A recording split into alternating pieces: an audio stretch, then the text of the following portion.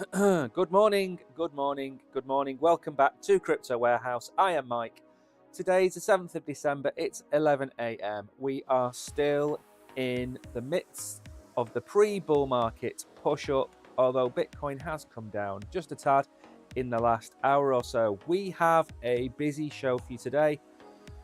Again, dominated by Bitcoin, dominated by the financial institutions, dominated by the A1 players. We're going to have a look at what Jamie Dimon has had to say and why he is slightly two-faced in his approach to crypto. We're going to take a look at Grayscale yet again. We're going to take a look at Cathie Wood, Solana, A to Z 2024 wish list for crypto. Then we're going to take a look at some NFT auctions taking place with Sotheby's, and we're going to have the quiz. All of that in 45 minutes to an hour. So whatever you're doing, make a cup of coffee, have a cup of tea, sit down and join me for 45 minutes while we go through the day's news on crypto.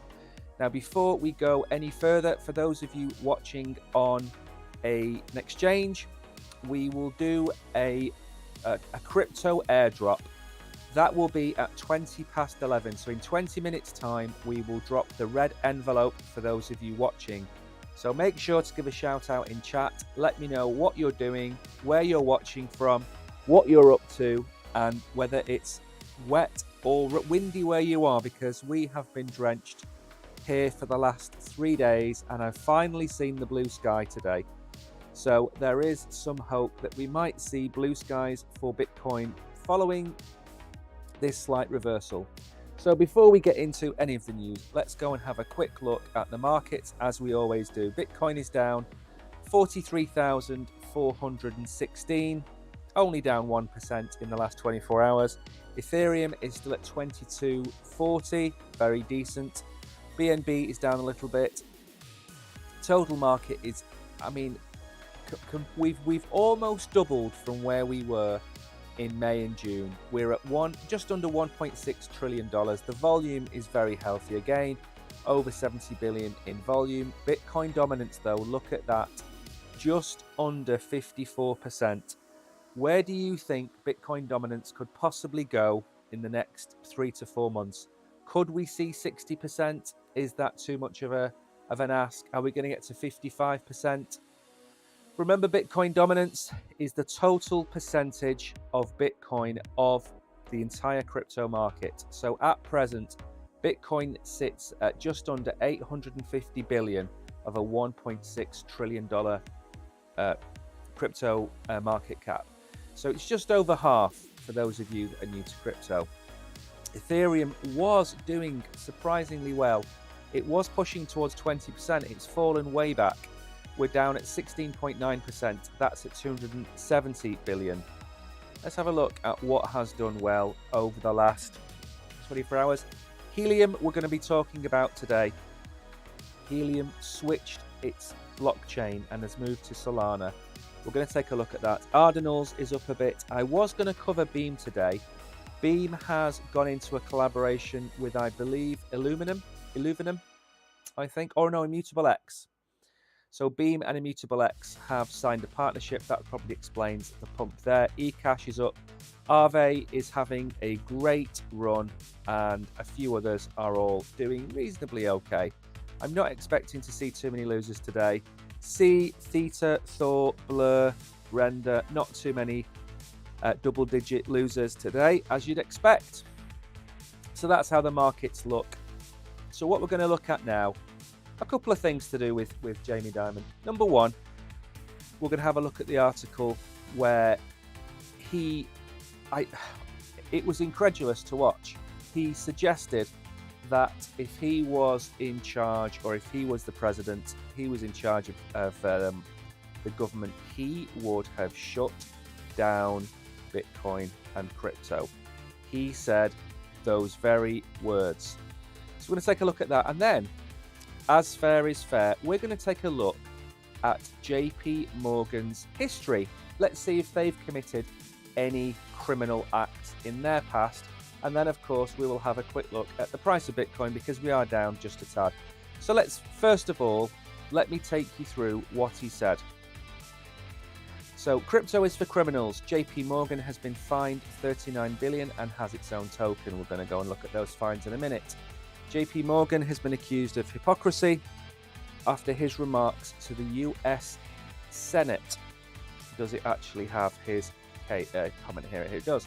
The only true use case for it is criminals, traffickers, laundering and avoidance, Dimon said in a hearing before the US Senate Committee on Banking, Housing and Urban Affairs on December the 5th. If I were the government, I'd close it down. Now, the irony of closing down Bitcoin is it's a decentralized, uncensorable network that is in pretty much every country in the world. So he doesn't have the power to close down Bitcoin. Maybe he can close down Ripple. Maybe he can close down a few of the exchanges in America. But as always, these Americans think they control the world, and they don't. I think it's some kind of God complex that they've got. But crypto pundits have pointed out the fines, which we're going to go through. We're not going to swear on this channel. Jamie Dimon is in no position to criticise Bitcoin with this sort of track record, said Van Eck, strategy advisor Gabor Gerbex, who noted that banks worldwide have paid $380 billion in fines this century. And John Deaton, for those of you that don't know, John Deaton is the senior legal counsel for the Ripple case, helped them beat the SEC. He's just pointing out more facts. And there is the actual clip, which we're not going to play in case we get copyright struck or whatever it might be. So I have, funnily enough, that is a screenshot from the website that I'm going to show you. So what I don't like about these financial institutions is that they're scared. They're scared of Bitcoin. They're scared of crypto because it takes money away from them. It takes customers away from them. Look into the background of who owns the Federal Reserve in America. The Federal Reserve is not owned by the state. It's not owned by the government of America. It's owned by private institutions. Look at who those private institutions are. They are the Federal Reserve. Look at who powers the SEC. Look at who pays senators the most money. It's the financial institutions. This is not conspiracy theory. I've said it many times on the channel. Go and have a look at Elizabeth Warren's sponsors. They will be large banks, large financial institutions, probably Google, maybe Apple will be in there. But they are the people. They are the people that ask her to have an opinion on something. And obviously when it comes to crypto, a lot of them are being told to steer clear of crypto. Don't allow it. So Jamie Dimon has asked for crypto to be shut down because of its number of criminal acts that have taken part. Now, I'm just going to take you through very quickly, because this isn't a bash JP Morgan stream. This is just to show you.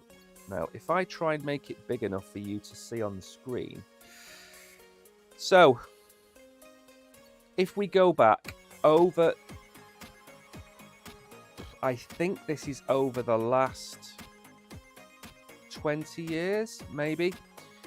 We've seen they've been fined 13 billion for toxic security abuses, 3.5 billion for investor protection violation, 2 billion for banking violation, 1.7 billion for anti-money laundering deficiencies, 1.2 mortgage abuses, $1 billion toxic security abuses again, fraud, false claims, price fixing. Price fixing was on silver, by the way.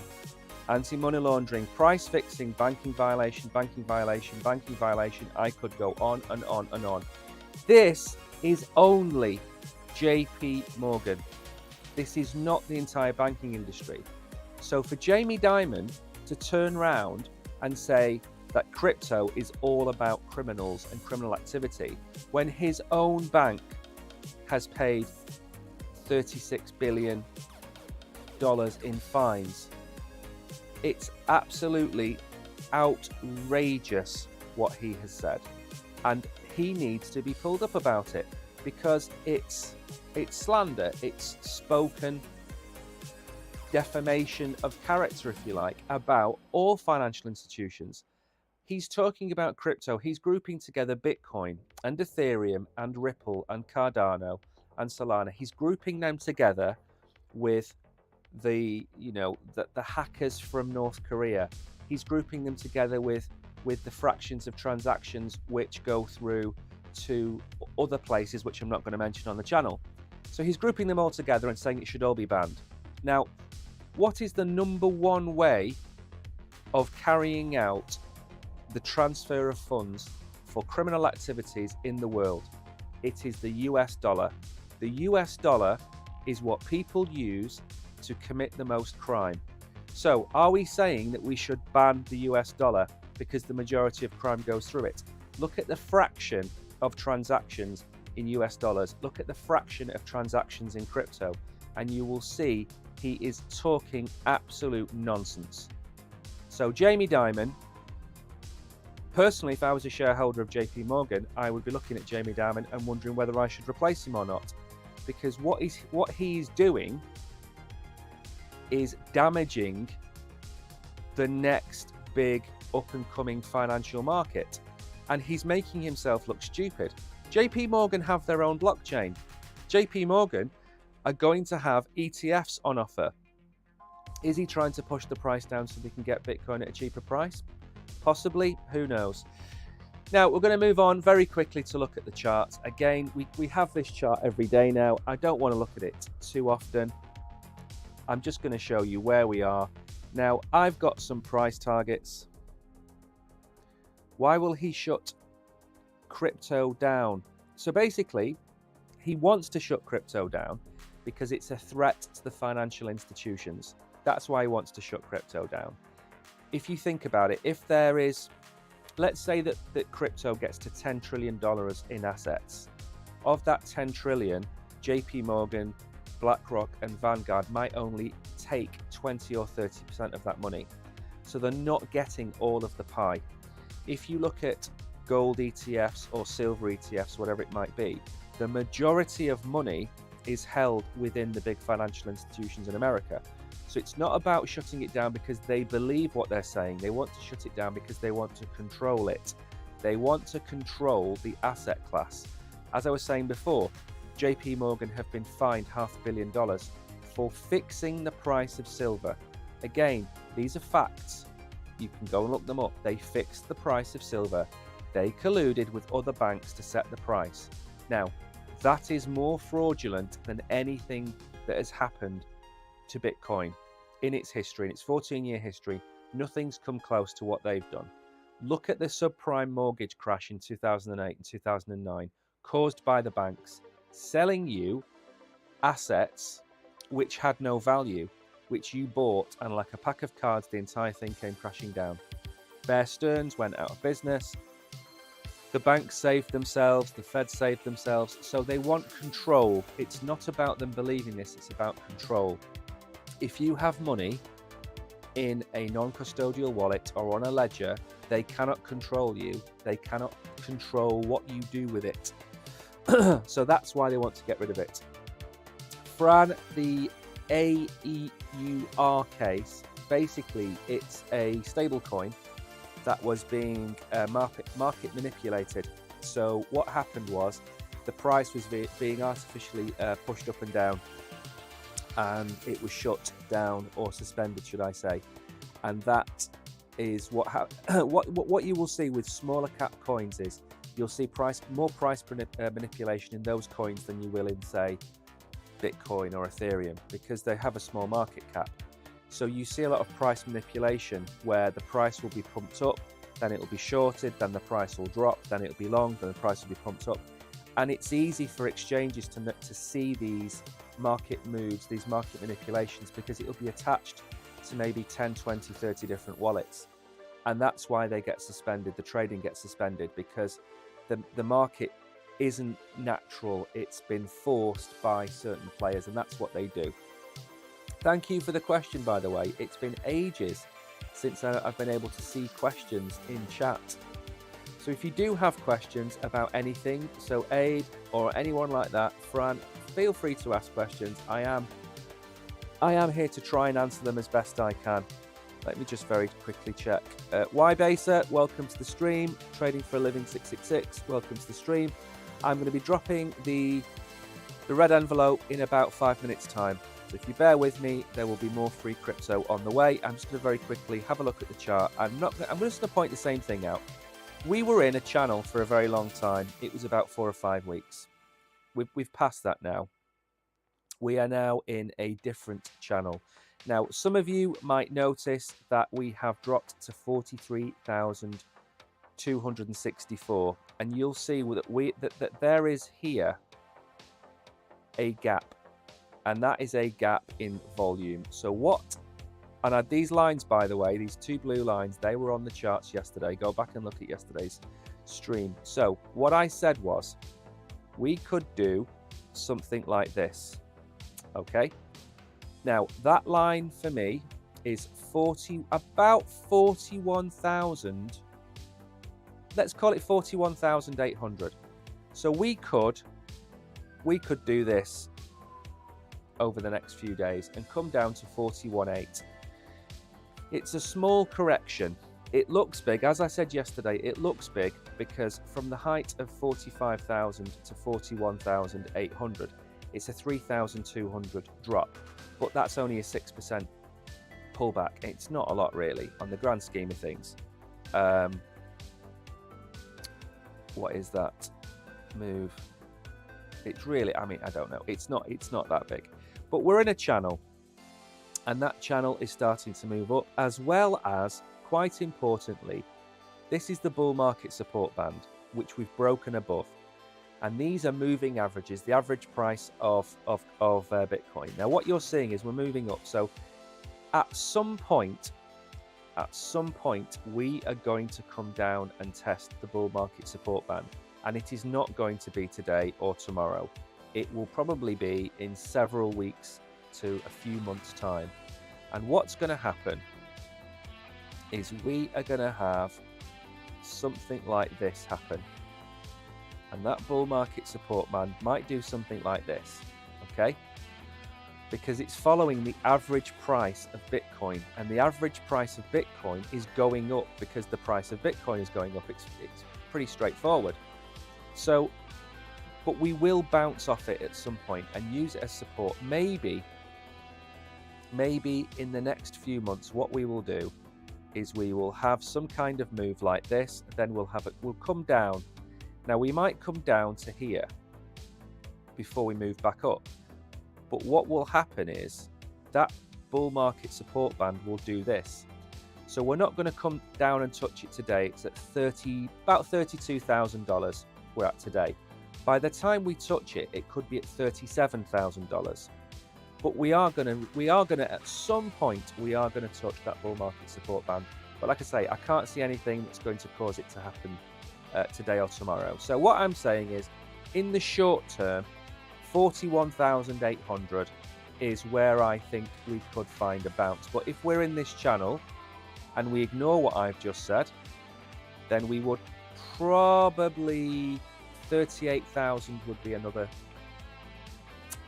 target. But we have previous price action at this price. So I think rather than staying in the channel and doing this, I think we're going to come down and do this. So I think we're going to bounce off the previous price. That's good levels of support. You can see that it's there. You can see the volume area here. If I make it a little bit bigger, you'll see there's two volume areas. 43,000. What's that? My eyesight's not very good this morning. 43.8, and about where I've drawn this line, which is about 41.8.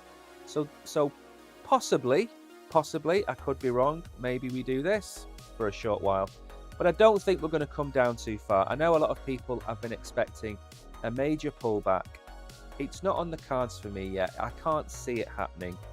I do think we could come down a little bit today. Maybe we lose $1,000 or $1,200 off the price, because we did have a huge run up. And also we've had 7 green weekly candles on the trot. So if we go to the weekly chart, for example, and we zoom out a bit so you can see, or zoom in a bit, should I say. 1, 2, 3, 4, 5, 6, 7.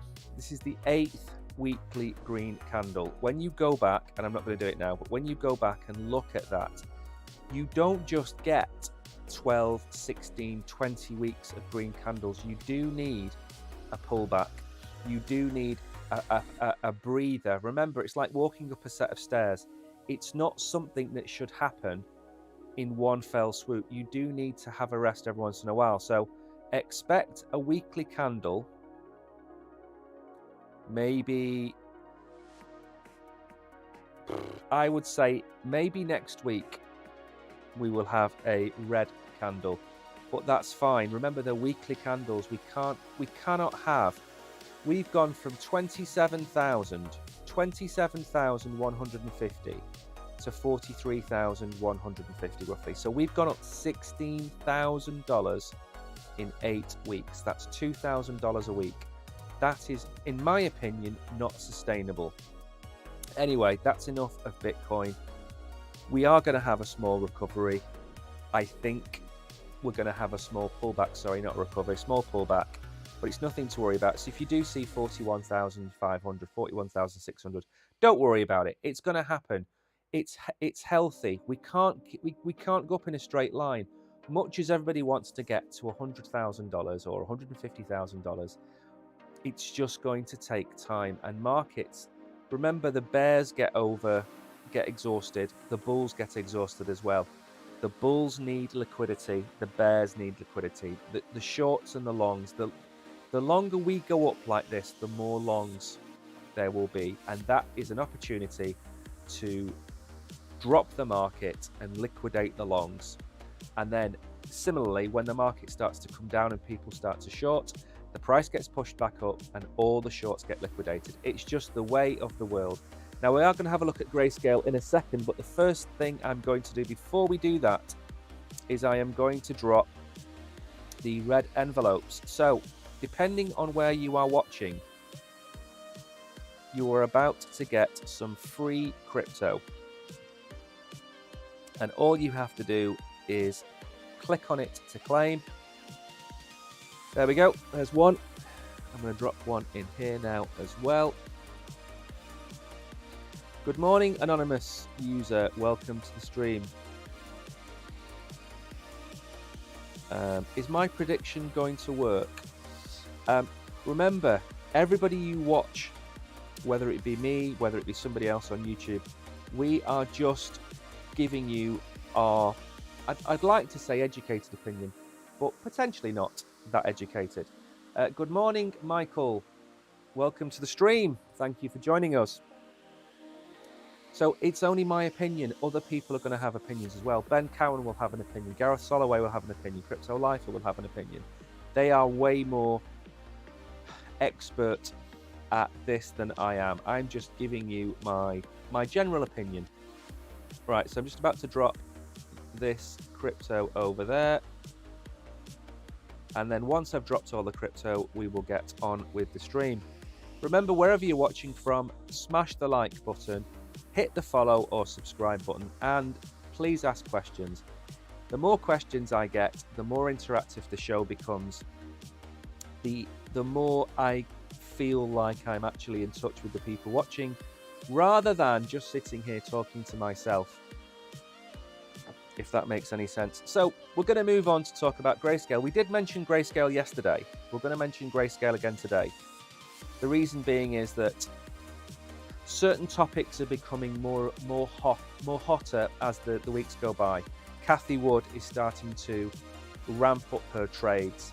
Grayscale are becoming more noticeable. Obviously, the SEC, BlackRock, all the big financial institutions are now starting to talk about crypto on a daily basis. And we need to be covering these things right now. So the news that we do on this show is going to go through cycles.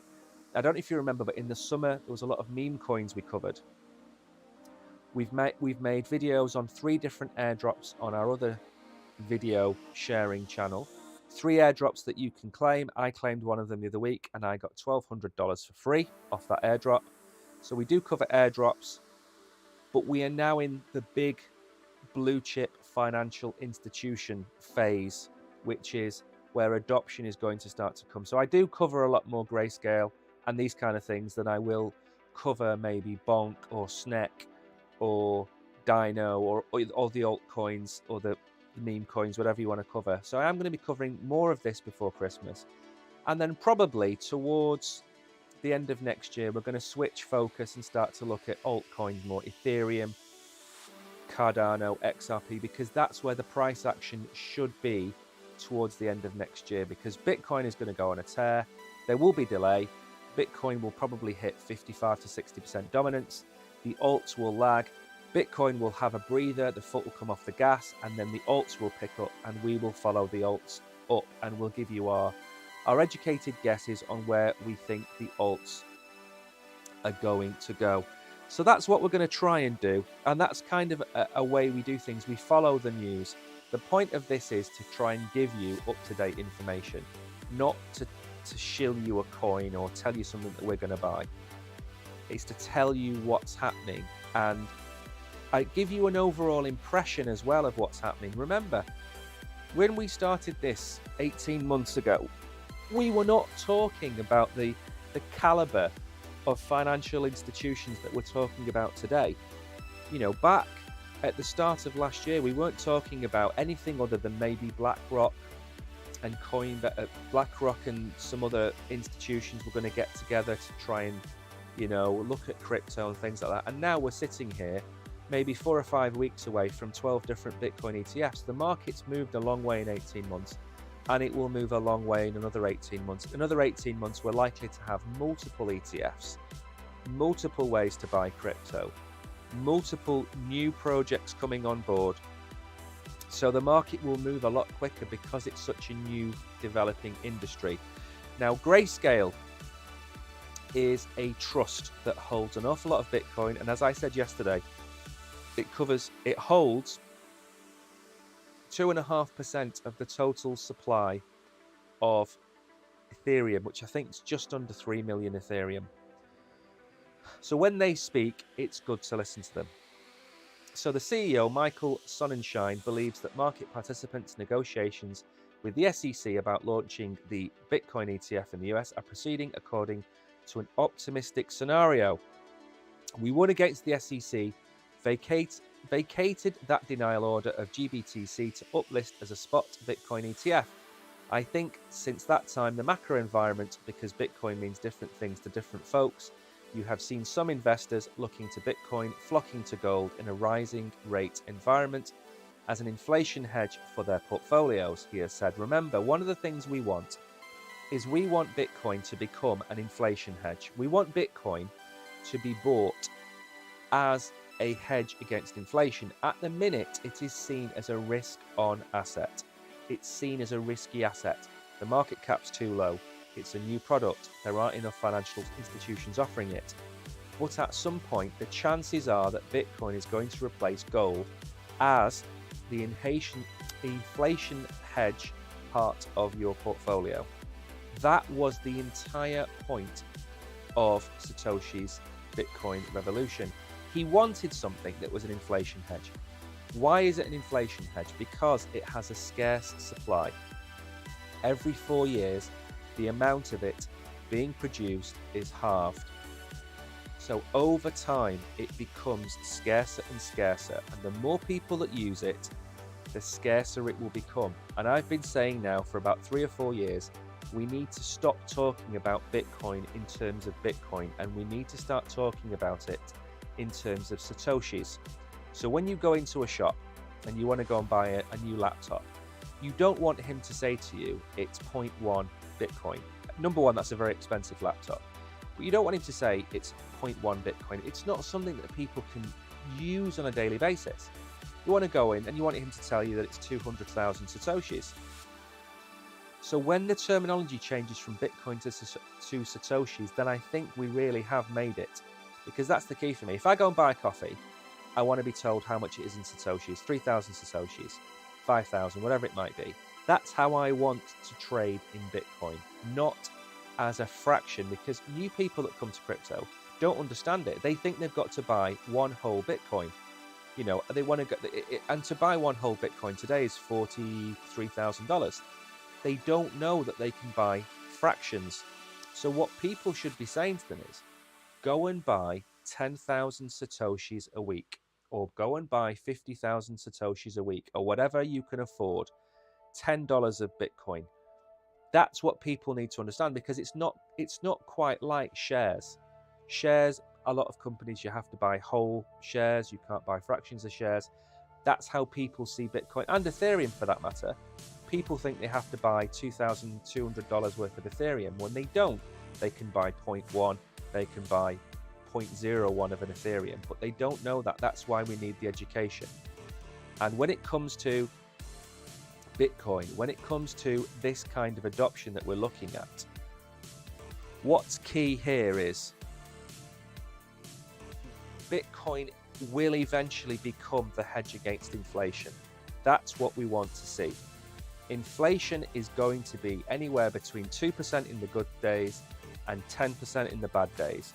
If Bitcoin is only inflating by 2% a year, and that's dropping to 1% a year, to 0.5% a year, over time there will be a crossover where Bitcoin becomes something that you hold money in. 100 years ago you would hold gold, 300 years ago you would hold gold. Today, not so much. You should be looking to hold Bitcoin as your inflation hedge, because it's going to hold value over time above and beyond any other asset on the planet. Any other asset in the world is not going to hold value against Bitcoin over a long period of time, and that's just the way it is. Now, we're going to have a little look now at Cathie Wood, and again, this is a follow-up article to the one that I covered last week to do with her dumping of shares. Now let's go down. So there's Cathie Wood. She is a pioneer. She's a very intelligent person. Somebody, if you have time, check her out. She really knows what she's talking about. Well, she's been selling off some of her assets. ARK Invest is a kind of a tech investment firm, but she knows when to take profits, and this is the key. Her selling an asset is not an indication that that asset is about to fall in value. Her selling it means that she's made 60, 80, 100% profit on it. That's where the key is. So ARK Invest reported that the fund management firm offloaded $24 million of shares and $3.4 million worth of shares in Grayscale and an exchange, respectively. That's 33. So in total, she sold 57.60. She sold $66 million worth of shares, which is pretty decent. Now, where does it go down to? Where does it go down to how much she has spent it on? Because what she's done is she's reallocated. She's basically sold Grayscale. Why did she sell Grayscale? Because Grayscale was operating at a... you have a premium and you have a discount. Grayscale was operating at a discount, which was about 40-30% at one point. It's now not. It's now at 5 or 10%. So she's made 30% gains there. Plus the price of Bitcoin has appreciated massively over the time she's held the shares. So she's likely to be up over 100, if not 120%. She's taking profits. That's what she's doing. She's not sold out of either of these companies. She's taking profits. And that is a lesson for everybody. If you owned, I don't know, if you were buying XRP at 1 cent, 10 cents, 5 cents, whatever, and your XRP suddenly shot up to $2 or $3, you should be taking some profits. It doesn't matter what part of the market you're in. In my opinion, you need to take some profits. Now, don't get me wrong, take some profits and maybe put those profits into another project that you like. Rebalance your portfolio. If Bitcoin becomes 75% of your portfolio and you want it at 60%, rebalance it. Take 15% out. Put it into Ethereum, put it into Cardano, put it into Solana, rebalance your portfolio. That might sound crazy, but it's a time-tested strategy for making the most money, because what you're doing is, you could say, well, you're just putting it into underperforming assets. Well, no, what you could be doing is taking profits from an asset that has been overbought, and you're putting them into assets that have been underbought. So then those assets, like Ethereum, for example, you could sell 15% of your Bitcoin when Bitcoin hits $100,000. Sell it into Ethereum. Ethereum then goes up 50%. Bitcoin comes down 5%. And then you then rebalance in the other direction, and you sell some Ethereum to buy back into Bitcoin. That's what it's about. So it's not jumping from one horse to the other. It's just keeping a balance. 30% Bitcoin, 30% Ethereum, 20% top 10 tier 1 tokens, 20% in AI or meme coins or whatever other projects you like. It's just rebalancing isn't a bad idea. Now, Solana, I haven't looked at Solana for a while, so it's time to do that. Now, one of the things that most people don't know is Anatoly. He has a background in mobile phones, and very recently as the summer, they launched a Solana mobile phone. However, Helium is it's like a peer-to-peer mobile network using kind of mesh technology that allows people to run their own like mobile phone 5G hubs in their house, and you get paid in Helium. Helium recently switched over to the Solana network, so it was a marriage made in heaven. The one element of it that I didn't like was, of course, the Solana mobile phone. I'm not a huge fan of faddy mobile phones. People have been asking Elon Musk to do a mobile phone. I just think focus on what you're good at, making cars, sending rockets up, whatever. Maybe the third or fourth generation Solana phone will be a success, but the first one is going to be a struggle. So the future of Solana's hyped Sega phone is under internal discussion as sales figures fail to wow. Now, apparently the people who have this phone have all said it's a jolly nice phone and it works really well, and I think you get free Solana if you get the phone. I think you get $50 worth of Solana if you buy the phone. It's got disappointing sales. I think was it $1,000 or $500. We've decided if there's a place for a smart wallet, a much cheaper version than an iPhone user could use a secondary device. We haven't seen a ton of signal whether that's a compelling enough thing to sell 50,000 units, he said. I think 25 to 50,000 units to feel like there is a hardcore user base. There we go. It was $600 for this phone. And at the time we covered the interview with Anatoly when he was talking about this mobile phone and what it was going to do and how it was easy to use. And what I think the problem was, and I think I said this at the time, you're creating a crypto-specific mobile phone. And I said at the time, you can get a MetaMask wallet or a Phantom wallet for your mobile phone. China is releasing a crypto mobile phone through one of their biggest companies. I can't remember if it's Huawei or what they're called. But being first to market means you need to be first to market and then have first mover advantage. I don't think the mobile phone industry is necessarily going to allow Anatoly to come in and have 500,000 or 1 million users when Huawei and Vodafone and all these other people have got billions of users. So I think it was maybe a vanity project, but maybe it was a project to kick everybody else into action. Maybe he was like baiting them to do this. So the Saga phone is not my cup of tea, and I didn't think it was my cup of tea at the time. I don't think it's going to work, but I think it will help the future of crypto by pushing people into thinking about integrating hardware wallets into mobile phones. The issue you have there is mobile phones tend to get lost all the time. Anyway, we're going to have a quick look at Solana. And as I said before, we've drawn the same charts We haven't changed this chart. If you look, this is the weekly chart. We're still on this trend line on Solana, and it's again, we didn't look at, I think we looked at this on Saturday, maybe Friday. We haven't changed it since. We haven't touched it. We're still sitting at $63. What do I think we're going to do? Well, I appear to have removed all of the branding, all of the charts from this. So very quickly, $70 is my first target for, I don't need to draw that, I remember what the prices were. $70, then it was $80, then $100.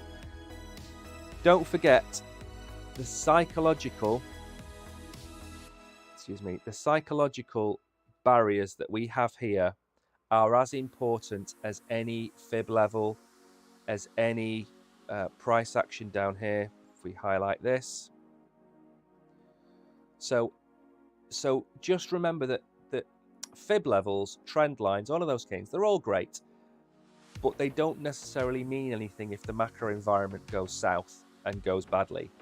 But if we keep or if we maintain the macro environment, then all things being equal, they should hold out. And for me, Solana's next natural level is $70, then 80, potentially we might skip 80 and we might go to 100. That's a big move, and I understand that sounds like a big move, but we were talking about trying to hit $50 only in the first 2 weeks of November, and we're at $63 today.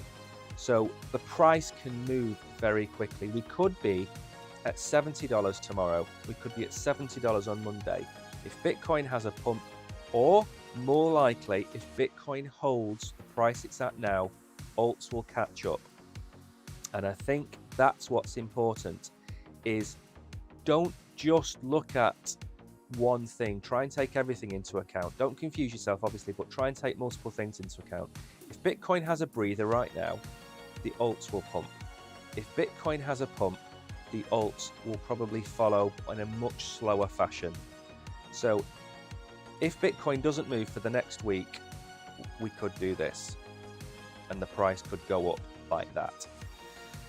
If Bitcoin has a breather, or should I say, sorry, if Bitcoin pumps, it could carry on its very slow price action, because there's only a finite amount of liquidity. Now on Telegram yesterday, one last thing to add to this. On Telegram yesterday, I uploaded a tweet, and the tweet said that JP Morgan, or BlackRock, sorry, not JP Morgan, BlackRock has been buying Bitcoin all year using a trust. And I've been saying this all along. They've been accumulating Bitcoin, as have all of the others. They've been accumulating Bitcoin all year. We've gone from $15,000 to $43,000 without retail. There's no retail in the market. The retail doesn't even know, doesn't want to touch Bitcoin. You and I have not brought this price up. So somebody's buying a lot of Bitcoin. Look at the Qataris. The Qataris want to buy $500 billion of Bitcoin. They're not going to buy it tomorrow. It's not going to happen. There's not enough Bitcoin in the world. There's not enough Bitcoin on exchanges. We have 1.2 million Bitcoin on exchanges, which is what? $40 billion worth of Bitcoin on exchanges. So if Qatari move in and say, right, we're going to start buying $1 billion worth of Bitcoin every month for the next 5, 10, 20 years, what's going to happen? The supply shock of generations is going to happen at some point. And that money that comes out of Bitcoin is going to go into Ethereum and Solana and XRP and Cardano, because everything has changed in the last couple of months. And that's what we need to understand. What I was saying in October, I was being very bearish in October because we were below the bull market support band. I was being very bearish. I was saying we could come down, touch 20,000, touch 22,000. But everything has changed in 2 months. We've got the ETFs coming on board. Qatari wanting to buy all of the Bitcoin in existence. We have the halving coming up. Interest rates are going to be cut. Joe Biden's more than likely going to lose the next election. Everything is now by the way, if the reason Joe Biden losing the election is so important is that the head of the SEC is appointed by the President of America. So if Joe Biden is replaced by, I don't know, JFK Jr. or Vivek or DeSantis or Trump, they are going to bring their own head of the SEC in. And if they are business people, remember Joe Biden is a Democrat, he's very socialist in his opinions. If we get a business-orientated president of America, they're going to come in, get rid of Gary Gensler straight away and put somebody in who's more than likely going to be pro-crypto. Not because they like crypto, but because they see the size of the industry, because by November next year, we could be at $3-4 trillion market cap. So that's why everything's changed in the last couple of months, because there's so many more positive things to happen than 3 months ago. 3 months ago, we had no talk of an ETF. We had no talk about nations looking to buy Bitcoin. Remember, Argentina wants to buy into Bitcoin. El Salvador are already $3 billion in the profit. Argentina are going to start buying Bitcoin. There'll be multiple countries starting to buy Bitcoin for their balance sheets. And suddenly it becomes a sovereign asset. You're going to hold the same Bitcoin that Mexico, Argentina, Brazil, maybe the UK, maybe Ireland, are all going to hold Bitcoin as a sovereign asset like gold. And you're going to have that same asset in your wallet. I don't even know if you comprehend how much that's going to be worth in 5 to 10 years' time. But anyway, for me, Solana's next target is $70. We could be there by Sunday or Monday. Sunday or Monday for me. I don't see us breaking this line, and if we do, we're at 36.50, and this will start coming up again soon as well. This is Solana's moving average. This is coming up, and I think at some point we're going to touch all of these moving averages. But for now, look at this area here. We're at good support right now. So Solana, for me, I'm fairly confident that we're not going to break $55, $56. But if we do, then we're going to come down to the support line. I just don't see it happening. Don't see it happening. Now, there's 2 more articles, but we've run out of time, so I'm going to do one more, which is the A16Z or A16Z crypto list of ideas for next year. Let's wait for this to load. So, the tech-focused venture capital firm Andreessen Horowitz released its big ideas for 2024 for the second year in a row. The list was capped off with insights from its crypto arm. The 2024 list contains no mentions of ZK technology, a stark contrast to last year's list, which it was the highlight of the first 2 points. I think Polygon's pretty much cornered the market on ZK technology, so we don't need to worry about that too much. The most important thing that crypto offers is guarantees. Play to earn games are going to be huge. Remember, again, something else I posted up. I told you about Big Time. About 22 cents I told you about this token. And I told you about that token at 22 cents about 6 weeks ago. Okay, now, had it reached the dollar that I said it was going to reach, that would have happened on... Where are we? Let's go out a bit. Right, so I was talking about this project about... Actually, I have to go back out a bit more.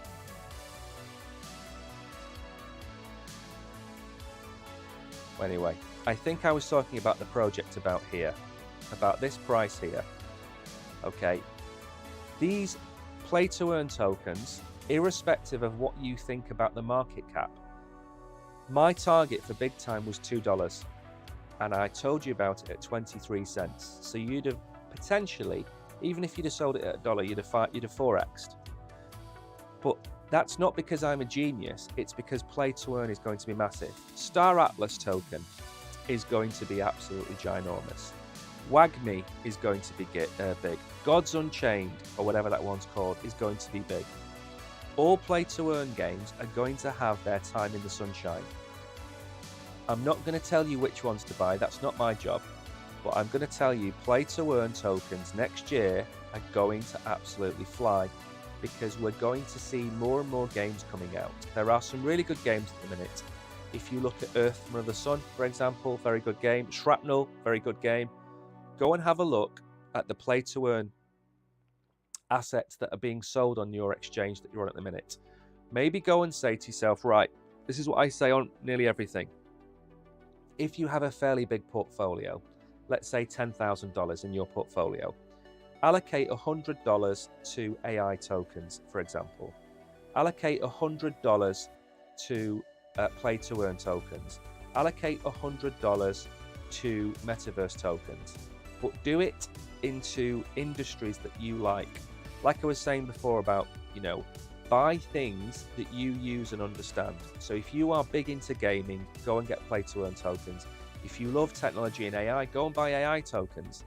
If you love the concept of Web3 and the metaverse, go and buy those tokens. Don't go and buy them all. Just go and buy a bag of altcoins in a category that you really understand and you really want. That's the key for me. Now, we are going to move on because we're going to run out of time. So what we're going to do, as always, let me go back to charts, see where we are now. Have we come down any further? 43.2, not too bad. So we are going to say goodbye to one of our platforms. So I'm going to put you on pause for a second. When I come back, we are going to do the quiz.